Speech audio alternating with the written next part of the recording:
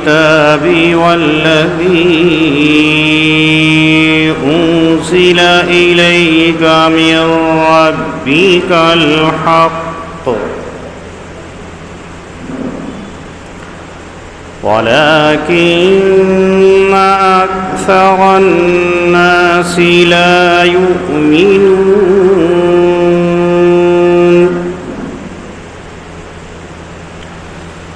الله الذي رفع السماوات بغير عمد ترونها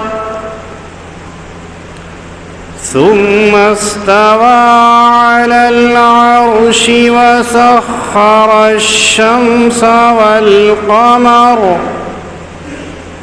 كل يجري لأجل مسمى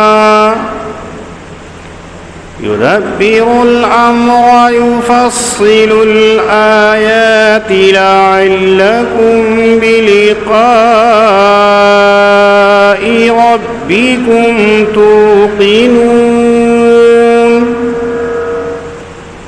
وهو الذي مد الأرض وجعل فيها رواسي وأنهارا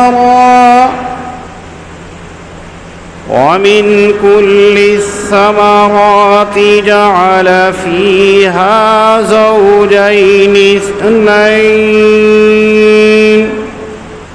يغشي الليل النهار إن في ذلك لآيات لقوم يتفكرون صدق اللہ العظیم۔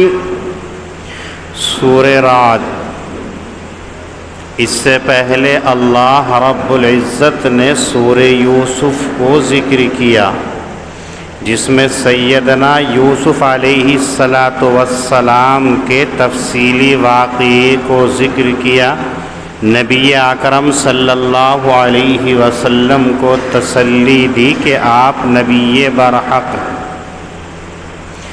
اس سورہ رعد کو اللہ رب العزت نے مکۃ المکرمہ کے اندر نازل فرمایا۔ اس سورت کے اندر اللہ رب العزت نے توحید اور وحدانیت کو ذکر کیا، اور کچھ لوگوں کے اعتراضات تھے، اشکالات تھے، ان اعتراضات اور اشکالات کو دور فرمایا۔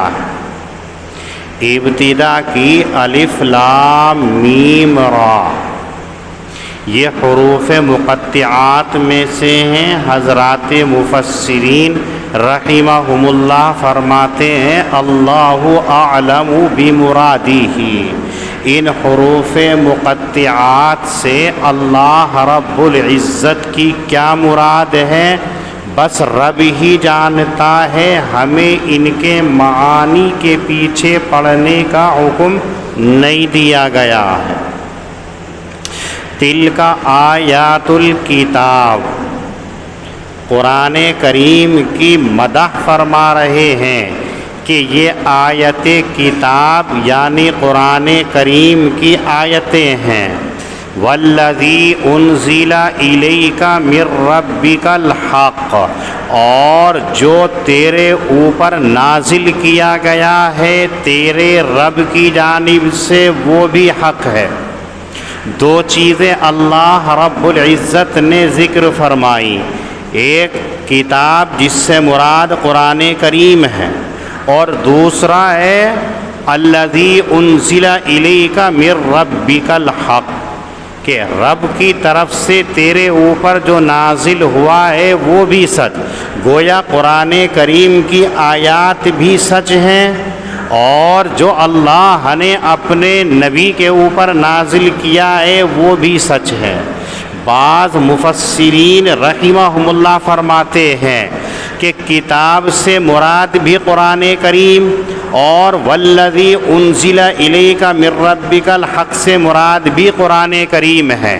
کہ اللہ نے پہلے اجمالی طور پر فرما دیا کہ قرآن کریم کی جو آیتیں ہیں یہ بھی حق ہے، پھر یہ کہا کہ تیرے رب کے پاس سے جو آیتیں آئی ہیں وہ بھی حق ہے۔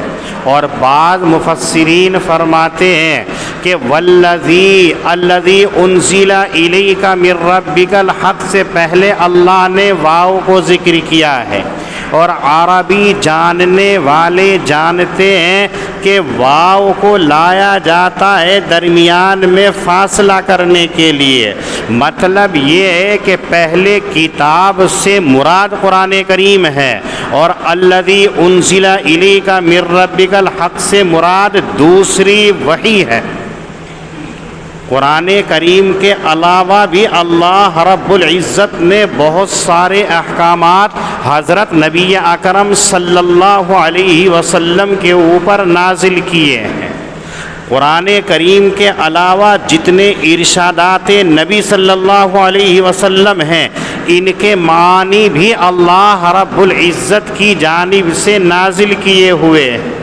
خود قرآن کریم ایک جگہ کہتا ہے وَمَا يَنْطِقُ عَنِ الْهَوَىٰ إِنْ هُوَ إِلَّا وَحْيٌ يُوحَىٰ کہ محمد صلی اللہ علیہ وسلم جو کلام کرتے ہیں وہ وہی ہم بھیجتے ہیں، وہی بیان کرتے ہیں، اپنی طرف سے کچھ نہیں کرتے ہیں۔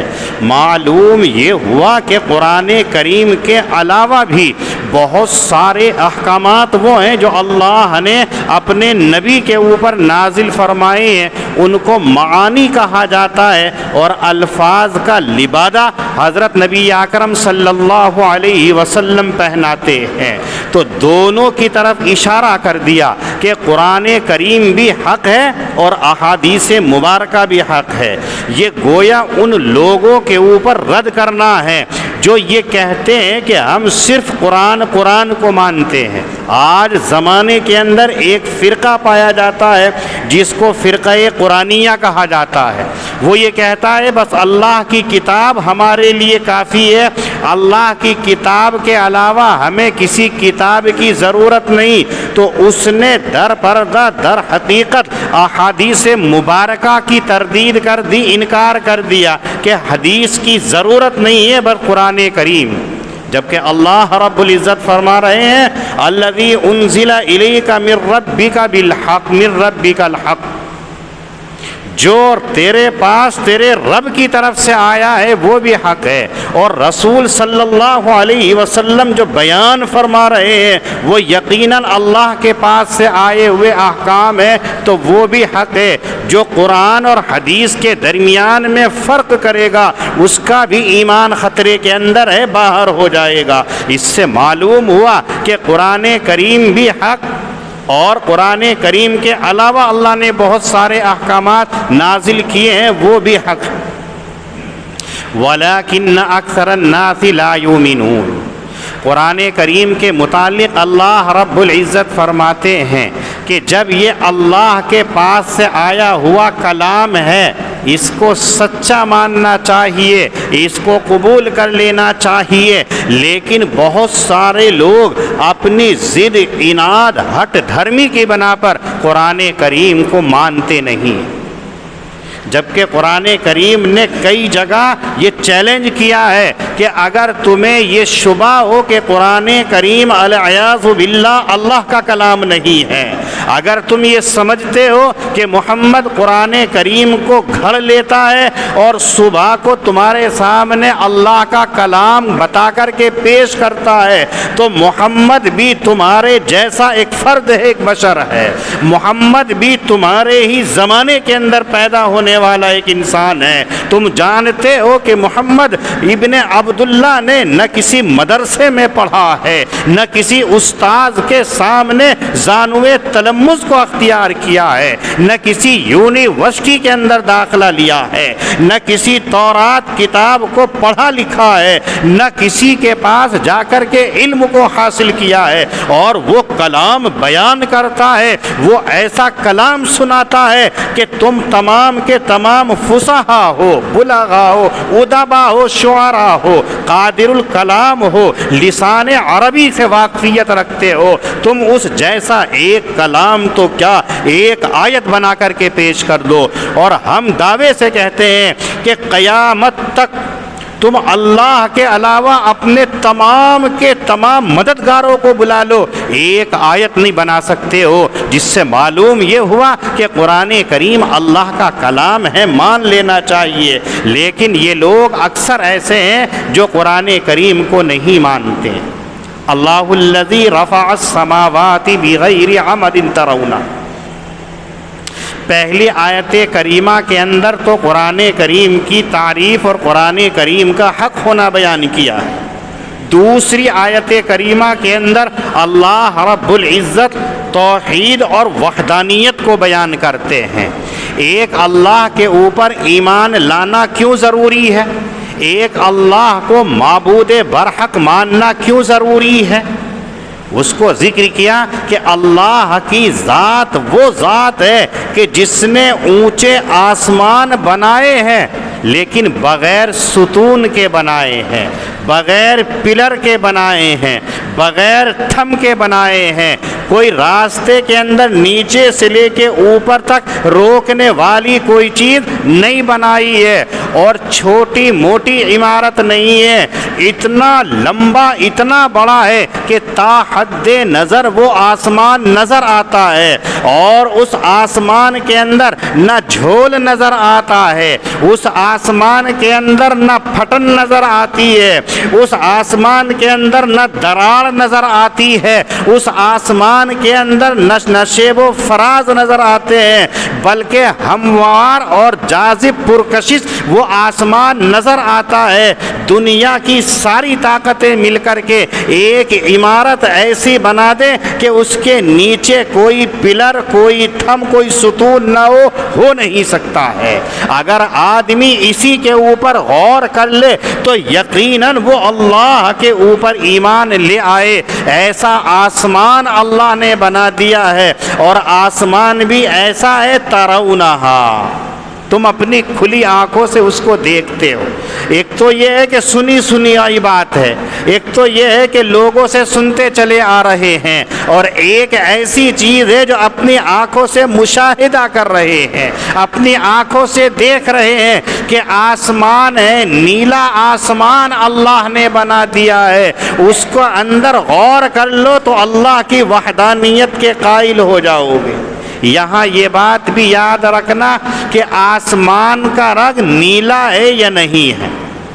حضرات مفسرین رحمہم اللہ تو یہی فرماتے ہیں کہ اللہ نے آسمان بنایا ہے، اور جو ہمیں نظر آتا ہے یہ حقیقت کے اندر آسمان ہی نظر آتا ہے جو اللہ نے نیلا بنایا ہے، جس کو نیل گگن کہا جاتا ہے، نیلا آسمان کہا جاتا ہے۔ اور فلاسفہ، سائنسداں یہ کہتے ہیں کہ یہ جو آسمان نظر آتا ہے حقیقت کے اندر یہ آسمان نہیں ہے، بلکہ روشنی اور اندھیرا دونوں کے ملنے سے جو آمیزش کی شکل بنی ہے وہ نیلا آسمان کی شکل کے اندر نظر آتا ہے۔ چاند اور سورج کی روشنی اوپر کو جاتی ہے، اور اوپر کی طرف سے اندھیرا ہے، ان کی ستاروں کی، سیاروں کی، چاند سورج کی روشنی اوپر کو گئی، اوپر سے اندھیرا آیا تو درمیان کے اندر نیلا پن آ جاتا ہے۔ ایسے آپ دیکھتے ہیں جب روشنی کرتے ہیں تو ایک ہی روشنی ہوتی ہے، درمیان میں کوئی چیز آ جاتی ہے تو اس کا رنگ بدل جاتا ہے۔ آپ شیشے کو رکھیے، شیشے کے اندر دیکھیں گے تو ادھر روشنی کچھ ہے، ادھر کچھ نظر آئے گی، اور شیشے پر عکس دیکھیں گے تو کچھ اور نظر آئے گا۔ تو سائنسداں کا کہنا، فلاسفروں کا کہنا یہ ہے کہ جو ہمیں نظر آ رہا ہے یہ حقیقت کے اندر آسمان نہیں ہے، بلکہ یہ ایک روشنی اور تاریکی اندھیرے کی آمیزش ہے جو نیلگو شکل کے اندر، نیلے رنگ کے اندر نظر آتی ہے۔ لیکن اگر دیکھا جائے تو مفسرین کے قول اور سائنسدانوں کے قول کے اندر کوئی زیادہ فرق نہیں ہے۔ چاہے حقیقت کے اندر آسمان نظر آ رہا ہو اور چاہے وہ روشنی نظر آ رہی ہو، لیکن ہے تو نیلا نظر آ رہا ہے۔ اسی کو حضرات مفسرین نے آسمان سے تعبیر کیا، اور فلاسفروں نے اور سائنسدانوں نے اس کو آمیزش سے قرار دیا۔ دنیا کی کوئی طاقت اتنی بڑی چیز نہیں بنا سکتی ہے جو پوری زمین اور پوری اس دنیا کے اوپر محیط ہے۔ ایسا نہیں ہے کہ تھوڑے علاقے کے اندر آسمان ہے، پھر آسمان ختم ہو گیا، دوسرے علاقے میں گئے، وہاں آسمان نظر آیا، ٹکڑوں کی شکل کے اندر نہیں ہوگا۔ تا حد نظر تمام کا تمام آسمان نظر آتا ہے، اور اتنا بڑا سائبان، اتنی بڑی چھت بغیر کسی ٹکاؤ کے، بغیر کسی ستون کے قائم کر دی۔ یہ رب کریم کا ہی کام ہو سکتا ہے، کسی اور کا نہیں ہو سکتا ہے۔ آسمان کو بنانے کے بعد میں ثم استوى علی العرش، اللہ رب العزت عرش یعنی تخت شاہی کے اوپر جلوہ افروز ہو گئے۔ اللہ رب العزت عرش کے اوپر بیٹھے ہیں۔ کیسے بیٹھے ہیں اس کا ہمیں ادراک نہیں ہے۔ اللہ کی حیت کیسی ہے، اللہ کا بیٹھنا کیسا ہے، یہ اللہ ہی جانتے ہیں۔ اس کے معنی کے پیچھے ہمیں نہیں پڑنا چاہیے، اس لیے کہ لوگ اعتراضات کرتے ہیں کہ اگر اللہ بیٹھ گئے ہیں تو اللہ کے لیے جسم ثابت ہو گیا، اور جب اللہ کے جسم ہو گیا تو جسم حادث اور فنا ہوتا ہے، تو گویا کہ اللہ بھی فنا ہو جائیں گے، یہ اعتراض۔ پھر یہ کہتے ہیں کہ اگر اللہ کا چہرہ ایک طرف ہے تو چاروں طرف اللہ کیسے دیکھ سکتے ہیں، یہ اعتراض۔ مختلف اعتراضات جنم لیتے ہیں۔ ان تمام کا جواب یہ ہے کہ اللہ اپنی شان کے مطابق جلوہ فگن ہو گئے ہیں، لیکن اللہ کے کیسے چہرہ ہے، اللہ کا کیسے ہاتھ ہے، اللہ کے کیسے پنڈلی ہے، اللہ کیسے مستوی علی العرش ہوئے ہیں، اللہ ہی جانتے ہیں، ہمیں اس کا مکلف نہیں بنایا گیا ہے۔ لیکن ہاں تخت شاہی کے اوپر اللہ جلوہ افروز ہو گئے۔ وسخر الشمس والقمر، پھر اس کے بعد میں اللہ نے یہ کیا، چاند کو اور سورج کو کام پہ لگا دیا۔ چاند اور سورج اپنے کام پر، اپنی ڈیوٹی پر لگا ہوا ہے۔ اگر دنیا کا انسان صرف چاند اور سورج کے اوپر غور کر لے تو وہ اللہ کی وحدانیت کا قائل ہو جائے گا، اس لیے کہ دنیا کے لوگ جانتے ہیں کہ جتنی مشینریاں بناتے ہیں، جتنی چیزیں دنیا کے اندر بناتے ہیں، ایک وقت آنے کے بعد میں ان کی سروس کی ضرورت پڑتی ہے۔ آپ کسی مشین کو مثلا کولر رکھا ہے، ایک وقت آئے گا کہ اس کی ریپیرنگ کرنی ضروری ہوگی۔ پنکھا چل رہا ہے، ایک وقت آئے گا اس کے اندر گریس لگانا ضروری ہوگا۔ آپ کوئی چیز لے لیجئے، آہستہ آہستہ وہ گھس جاتی ہے، کمزور ہو جاتی ہے، پھر وہ اپنا صحیح کام نہیں کرتی ہے، بلکہ کبھی ہلکی ہوتی چلی جاتی ہے، ڈاؤن ہو جاتی ہے۔ لیکن چاند اور سورج کو دیکھیے، جس روز سے اللہ رب العزت نے ان دونوں کو بنایا ہے، برابر اپنی ڈیوٹی کو انجام دے رہے ہیں، ایک دن بھی کم اور زیادہ نہیں ہوتے ہیں۔ آپ دیکھتے ہیں کہ جنتری لگی ہوئی ہے، دلشاد بھائی اس کو دیکھ کر کے بدلتے ہیں، یہ پورے سال کی جنتری لگی ہوئی ہے، پورے سال کے اندر سورج اپنا وقت مقررہ پورا کرتا ہے، پہلی تاریخ سے لے کر کے سال کے اختتام تک۔ معلوم ہے کہ 26 جنوری کو کب سورج نکلے گا، کب غروب ہوگا۔ ہر سال کے اندر 26 جنوری کو اسی ٹائم نکلنا ہے، اسی ٹائم غروب ہونا ہے۔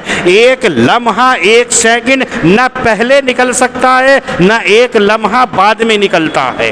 یہ اللہ رب العزت نے ایسا نظام بنا دیا ہے کہ یہ اپنی ڈیوٹی کے اندر رتی برابر بھی کمی زیادتی نہیں کرتے ہیں۔ دنیا کی کوئی مشین ایسی نہیں ہے جو اپنے وقت پر مکمل کرنے والی ہو۔ ایک وقت تک تو چلتی ہے، لیکن اس کے بعد میں وہ بھی ڈگا مار ہو جاتی ہے۔ کتنی ہی اس کے اندر مشینری لگا دی جائے، کتنی ہی تکنیکیاں اس کے اندر لگا دی جائے، لیکن رفتہ رفتہ وہ بھی اپنی ڈیوٹی سے علیحدہ ہو جاتی ہیں۔ لیکن سورج کو دیکھیے، جب سے بنایا ہے اور قیامت تک برابر اپنی ڈیوٹی کو انجام دے رہا ہے۔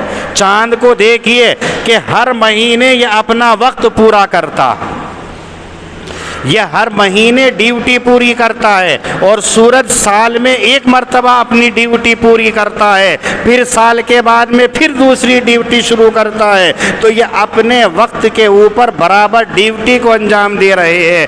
اسی کو اللہ نے دوسری جگہ فرمایا الشمس والقمر بحسبان، چاند اور سورج جو ہے وہ اپنے حساب سے چلتے ہیں، کبھی کم اور زیادہ نہیں ہوتے ہیں۔ ایسی مشینری بنانے والی کوئی ہستی ضرور ہے، ایسی مشین بنانے والی کوئی ذات ضرور ہے، اور وہ رب کریم کی ذات ہے۔ ساری دنیا یہاں پر حیران ہے، تمام دنیا ششدر ہے کہ آخر اس چیز کو بنایا کیسے گیا ہے، اور ایمان والے جانتے ہیں کہ قرآن کریم نے کہہ دیا وَسَخَّرَ الشَّمْسَ وَالْقَمَرَ، کہ اللہ نے چاند اور سورج کو ڈیوٹی پر لگا دیا ہے، وہ سرے منہ انحراف نہیں کرتے ہیں۔ کُلٌّ یجری لِأَجَلٍ مُّسَمًّى، چاند اور سورج تو ایک مثال پیش کی ہے، بلکہ دنیا کی ذرے ذرے کی ہر چیز اللہ رب العزت کے ہی حکم سے چلتی ہے، اور اسی پر اپنی پوری کی پوری ڈیوٹی کو انجام دیتی ہے۔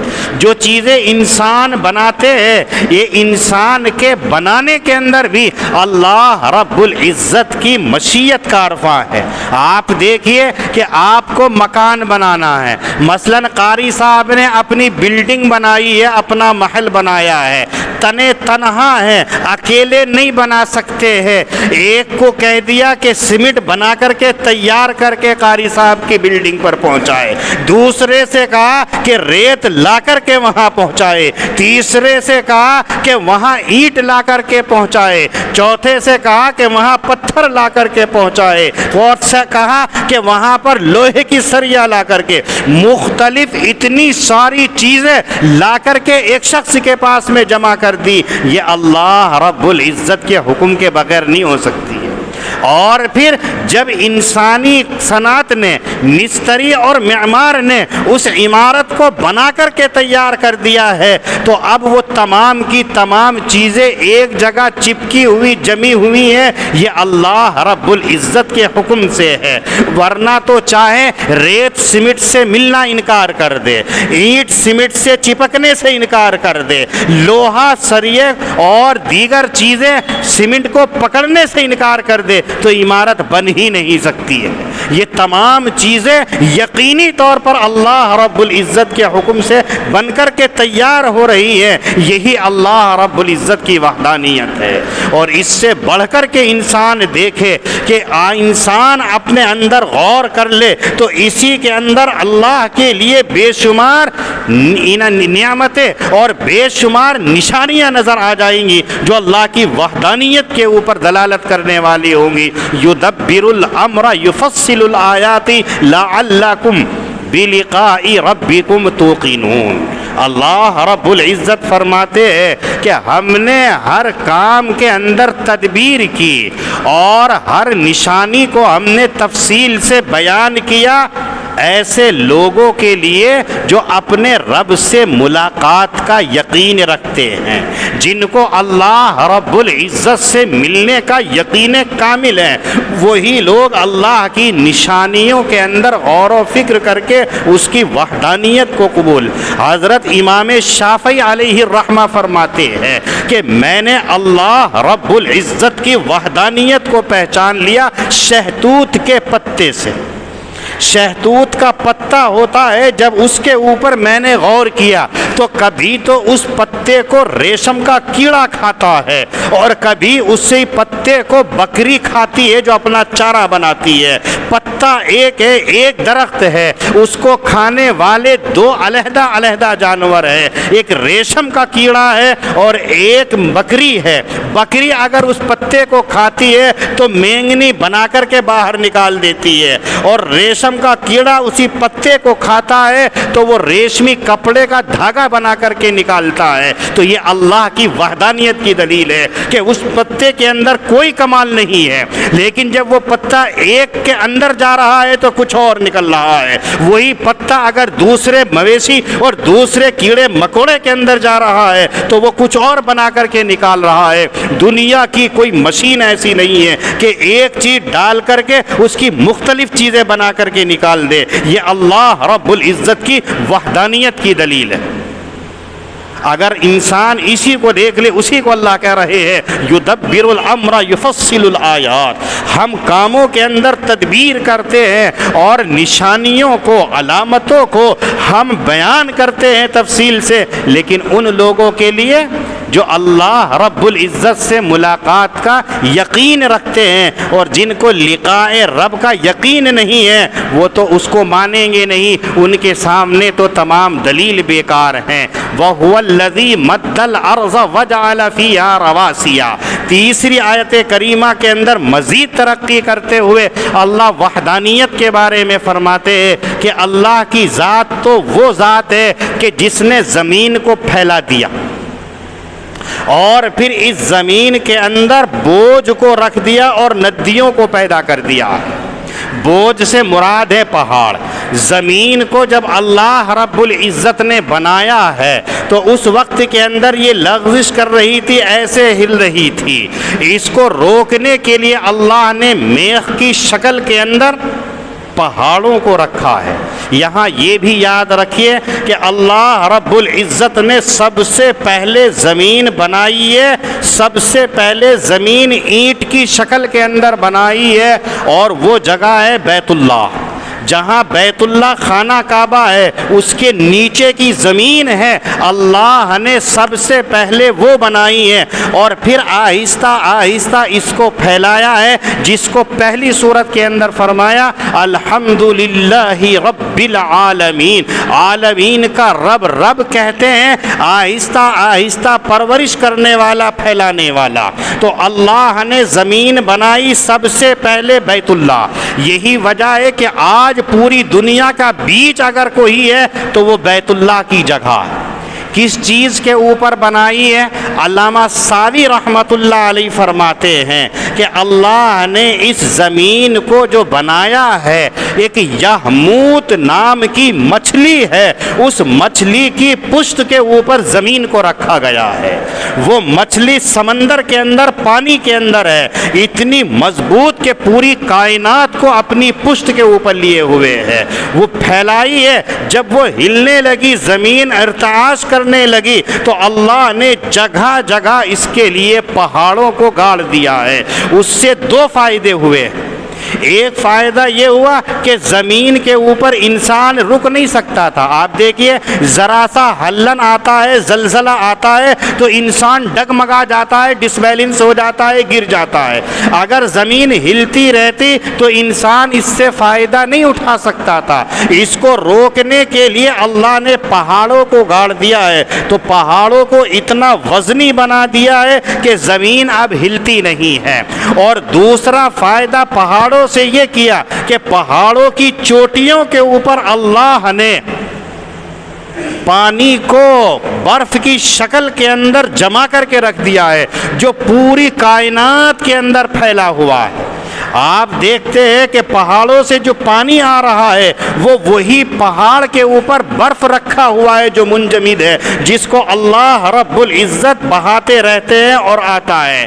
اس کی دو صورتیں ہوتی ہیں، کبھی تو اسی پہاڑ کے اوپر سے اللہ بہاتے ہیں، جس کو ہم جھرنا کہہ دیتے ہیں، جس کو ہم پہاڑوں کی نالیوں کا پانی کہہ دیتے ہیں، اور کبھی اللہ رب العزت اس پانی کو پہاڑ کے اندر سے ڈال کر کے زمین کے نیچے سے پوری کائنات کے اندر پھیلا دیتے ہیں، جس کو کنویں کی شکل کے اندر، ٹویل کی شکل کے اندر، سمبل سیول کی شکل کے اندر، ہینڈ پمپ کی شکل کے اندر ہم حاصل کرتے ہیں۔ یہ پانی در حقیقت انہی پہاڑوں کا ہے، یہ پانی زمین کا نہیں ہے جس کو سمجھتے ہیں۔ تو پہاڑ دیکھنے کے اندر بے ڈھنگے لگتے ہیں، لیکن اللہ نے کتنا اہم کام کیا۔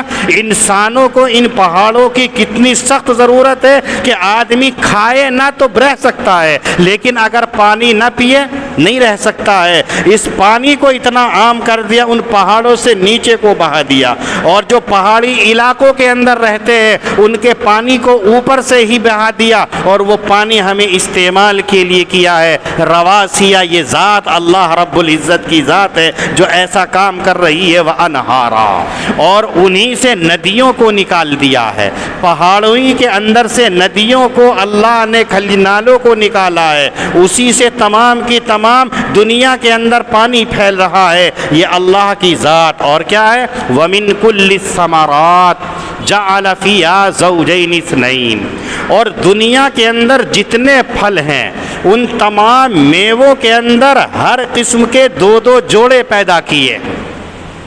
یہ دو دو قسم کے جوڑے جو اللہ نے پیدا کیے ہیں کون سے ہیں؟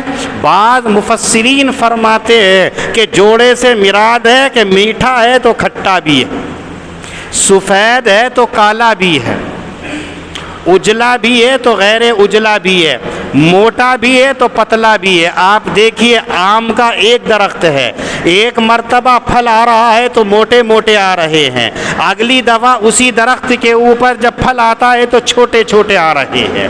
انار کا درخت ہے، ایک مرتبہ اس پر پھل آ رہے ہیں تو موٹے موٹے انار آ رہے ہیں، اور دوسری مرتبہ آ رہے ہیں تو چھوٹے چھوٹے آ رہے ہیں۔ یہ ہے اللہ رب العزت کی قدرت۔ جب درخت ایک ہے تو ایک جیسے پھل آنے چاہیے، لیکن کسی دفعہ چھوٹے کسی دفعہ موٹے، ایک ٹہنی کے اوپر موٹے لگے ہوئے ہیں، ایک ٹہنی کے اوپر چھوٹے لگے ہوئے ہیں۔ اللہ کہہ رہے ہیں کہ ایک ہی پانی سے ان کو سیراب کیا گیا، ایک ہی جگہ پر لگا ہوا وہ درخت ہے، ایک ہی مٹی ہے، ایک ہی پانی ہے، ایک ہی دیکھ بھال کرنے والا ہے، ایک ہی جگہ ہے، ایک ہی درخت ہے، لیکن پھل آ رہے ہیں تو ایک ٹہنی کے اوپر موٹے ہیں، دوسری ٹہنی کے اوپر پتلے ہیں۔ یہ اللہ کی قدرت نہیں ہے تو کیا ہے؟ دنیا کی کوئی چیز ہو وہ ایک سانچہ بنا دیتی ہے، اب جتنی چیزیں اس کے اندر سے نکلیں گی ایک سائز کی نکلیں گی، نہ کوئی چھوٹی ہوگی نہ کوئی بڑی ہوگی۔ لیکن اللہ رب العزت بنا رہے ہیں چھوٹا بھی اور بڑا بھی۔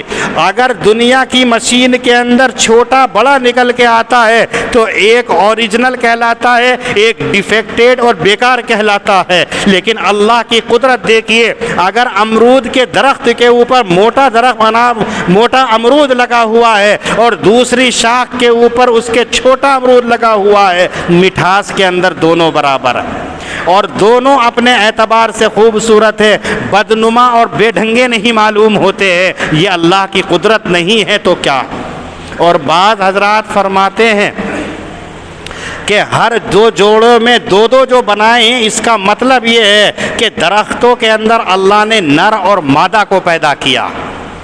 بعض درخت وہ ہوتے ہیں جو نر کے قبیل سے ہیں اور بعض درخت وہ ہیں جو مادہ کے قبیل سے ہیں۔ آج بھی بہت سارے لوگ جو باغ لگانے والے ہیں وہ جانتے ہیں، مثلا پپیتے کے درخت لگانے والے ہیں وہ سمجھ جاتے ہیں کہ یہ نر ہے اس کے اوپر نہیں آئے گا، یہ مادہ ہے اس کے اوپر خوب پھل آئیں گے۔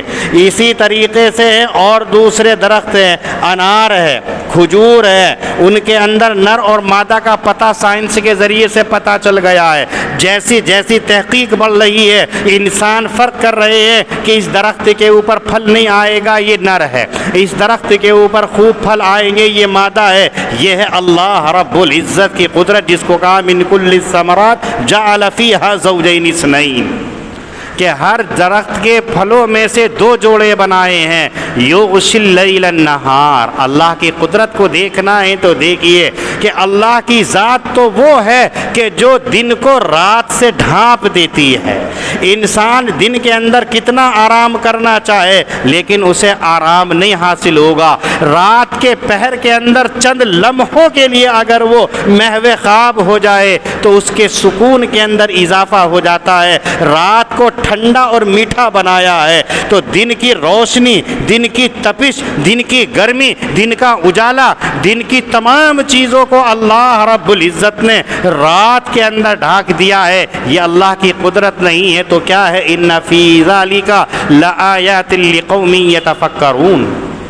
لیکن ان لوگوں کے لیے نشانیاں ہیں جو غور و فکر کرنے والی ہیں، اور جو غور و فکر نہیں کرتے ہیں ان کے سامنے دلیلیں بیکار ہوتی ہیں۔ الف لام میم را، اللہ اعلم بمرادہ بذالک تلک آیات الکتاب، یہ نشانیاں ہیں کتاب کی۔ والذی انزل الیک من ربک الحق، اور وہ جو تجھ پر نازل کیا گیا ہے تیرے رب کی جانب سے سچا ہے۔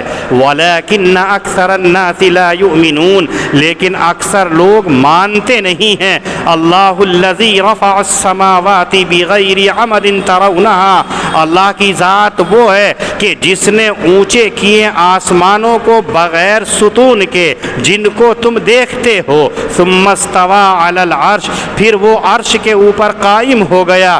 وسخر الشمس والقمر، اور سورج کو اور چاند کو کام پہ لگا دیا۔ کل یجری لاجل مسمی، ہر چیز اپنے مقررہ وقت کے اوپر جاری ہے۔ یدبر الامر یفصل الآیات لعلکم بلقاء ربکم توقنون، پھر کام کے اندر تدبیر فرمائی اور نشانیوں کو واضح طور پر بیان کیا، شاید کہ وہ لوگ جو اپنے رب سے ملاقات کا یقین رکھتے ہیں سمجھ جائیں۔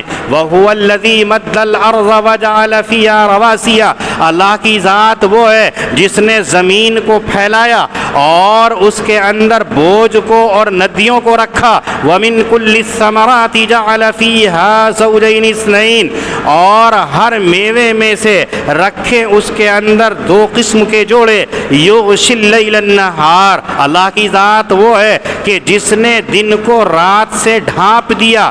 ان فی ذالک لآیات لقوم یتفکرون، بلا شبہ ان کے اندر نشانیاں ہیں ایسی قوم کے لیے جو دھیان رکھتے ہیں۔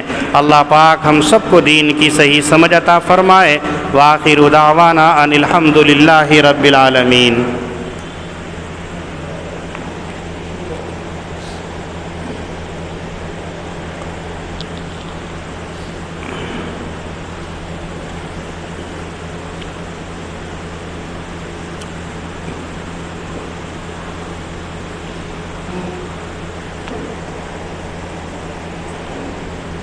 اتنا پڑھا ہوا نہیں ہوں میں، یہ سمجھ میں نہیں آ رہا کیا ہے۔ لوئی والے، اچھا، کوئی کچھ حضرات آپ سے امید رکھتے ہیں کہ آپ ان کے حق میں دعائیں کریں اور کرتے ہیں، اللہ تعالیٰ آپ کی دعاؤں کو قبول کرتے ہیں۔ انہی میں سے ہیں ایک ابھی چند دن پہلے حادثہ ہوا تھا، ایکسیڈنٹ، جس میں اکبر صاحب کے ایک صاحبزادے جاوید نامی دنیا سے رخصت ہو گئے تھے۔ آپ اس بچے کے لیے دعا کیجئے کہ اللہ تعالیٰ اسے غریق رحمت فرمائے، ان کے گھر والوں کو صبر جمیل عنایت فرمائے، ان کو سکون و قرار نصیب فرمائے اور ان کا بہترین بدل عنایت فرمائے۔ اسی طریقے سے حاجی امجد خان لوئی والے، حاجی عبد الماجد صاحب لوئی والے، یہ حضرات بیمار ہیں، آپ ان کے لیے دعا کیجئے کہ اللہ تعالیٰ ان کو تندرستی کی دولت سے مالا مال فرمائے۔ کاروبار سے کچھ پریشانیاں ہیں، اللہ ان کے کاروبار میں بھرپور ترقی عنایت فرمائے۔ ایسے ہمارے مجمع میں جتنے یا ہمارے اعز و اقارب میں جو دنیا سے رخصت ہو گئے ہیں، آپ ان تمام کے لیے دعا کیجئے کہ اللہ رب العزت تمام کی مغفرت فرمائے، جو بیمار ہیں تمام کو صحت یابی عنایت فرمائے اور ہمارے ملک کے اندر امن و امان قائم فرمائے، سلامتی فرمائے، خصوصاً اللہ رب العزت مسلمانوں کی حفاظت فرمائے۔ اللہم ربنا ظلمنا